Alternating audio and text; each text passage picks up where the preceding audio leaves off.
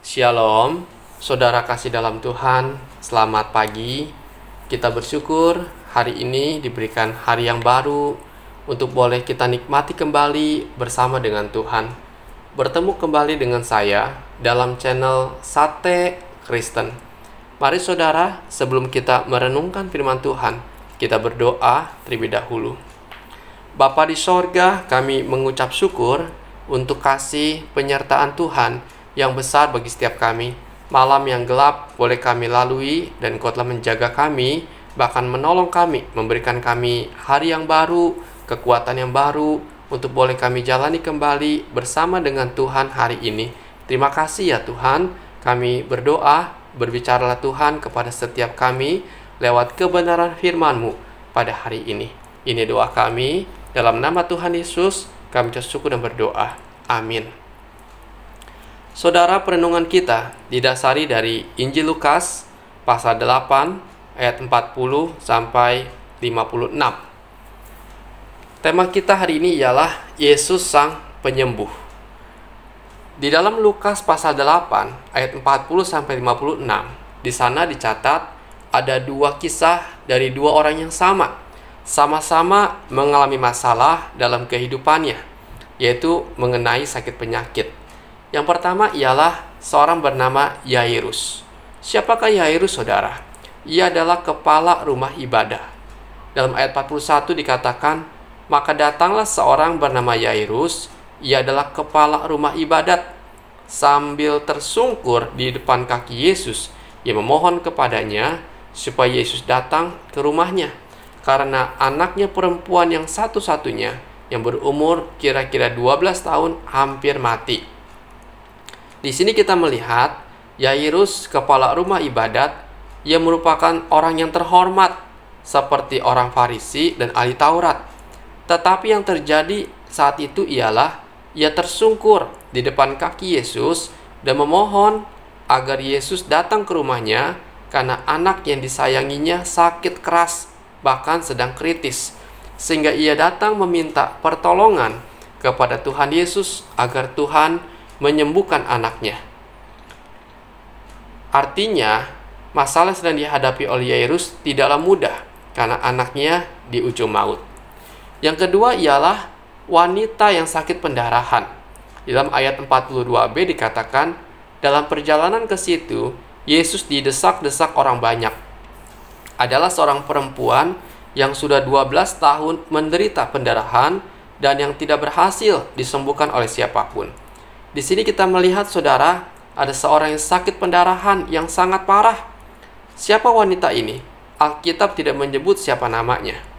Status wanita ini jauh lebih rendah daripada Yairus. Hal itu terlihat dari sikapnya yang diam-diam menghampiri Yesus.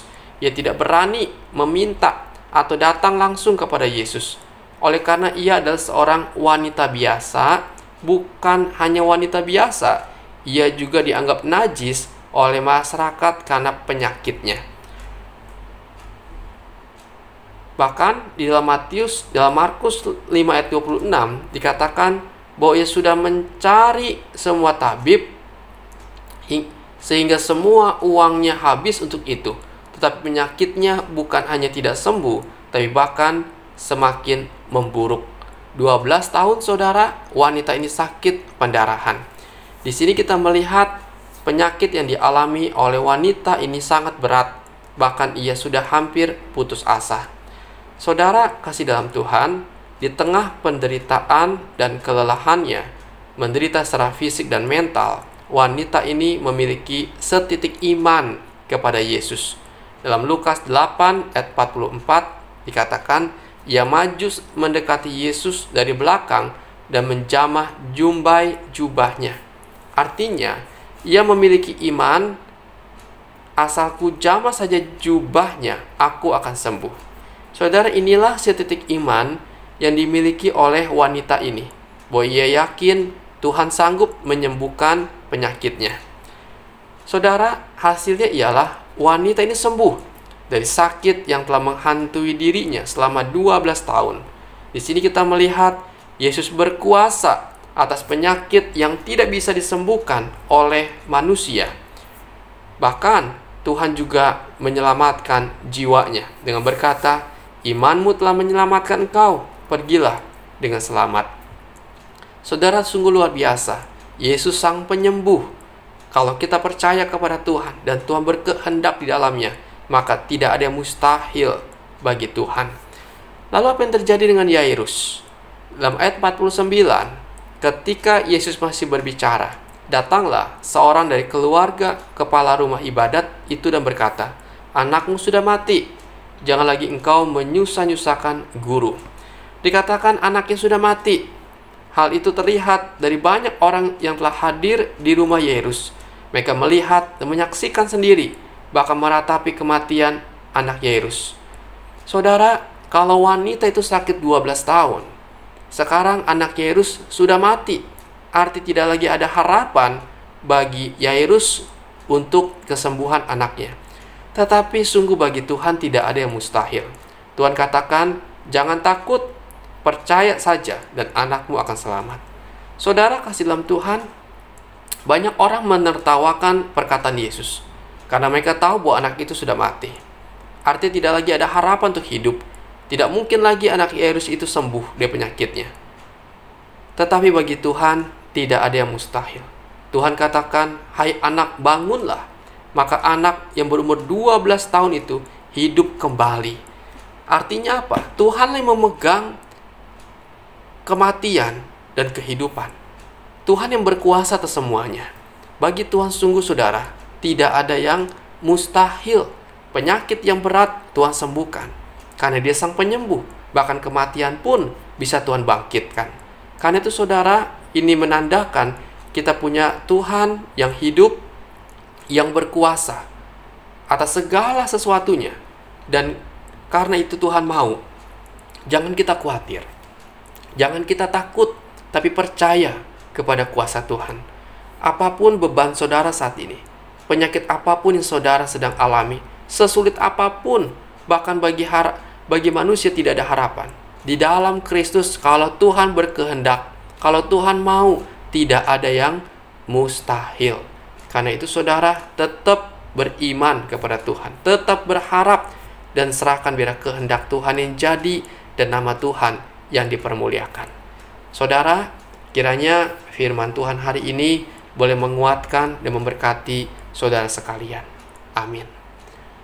Tuhan Yesus, kami bersyukur, kami serahkan hidup kami, pergumulan kami kepadamu, karena kami percaya sesulit apapun beban yang kami tanggung, kami percaya Engkau sanggup melepaskannya.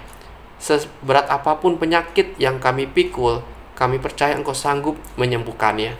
Tuhan, biarlah Engkau teguhkan iman kami, untuk kami hanya berseru kepadamu. Berkati Tuhan setiap kami yang sakit, Tuhan jamah. Mungkin kami sedang sakit ya Tuhan, akan ada masalah paru-paru kami, di mana ada air di dalamnya. Tuhan tolonglah supaya Engkau yang memulihkan keadaan kami lewat tangan dokter, lewat tim medis Tuhan yang merawat kami. Biar kuasa Tuhan bekerja. Mungkin jantung kami Tuhan sedang mengalami pembengkakan. Tuhan tolonglah biar Engkau juga yang memulihkan keadaan kami dan menyembuhkannya. Tuhan tolong. Demikian Tuhan, kami sedang sakit ya Tuhan, ada infeksi Tuhan di hidung kami. Tuhan juga jamah Tuhan dan pulihkan keadaan kami. Sungguh kami berseru kepada Engkau.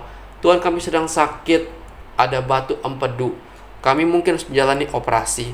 Tuhan tolong perlancar Tuhan operasi kami, sehingga penyakit kami ini pun dapat dipulihkan kembali. Kami boleh sehat kembali. Terima kasih Bapa. Demikian Tuhan, kami sedang sakit, mungkin terkena virus corona. Kami sedang isolasi ya Tuhan. Tuhan tolong. Kiranya Engkau juga memberikan kami daya tahan tubuh yang baik, memberikan kami pemulihan dan kesembuhan daripada Engkau. Tuhan, kami mohonkan kepadamu saja.